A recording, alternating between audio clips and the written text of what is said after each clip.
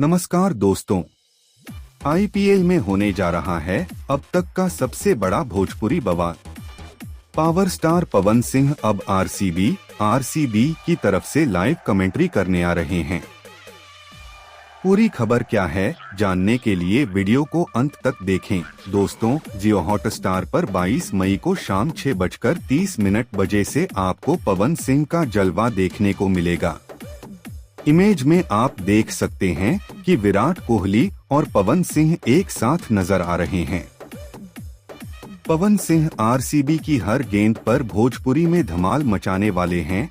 क्या आप पवन सिंह की भोजपुरी कमेंट्री सुनने के लिए तैयार हैं? कमेंट में अपनी राय जरूर दें और वीडियो को लाइक और चैनल को सब्सक्राइब करना न भूलें।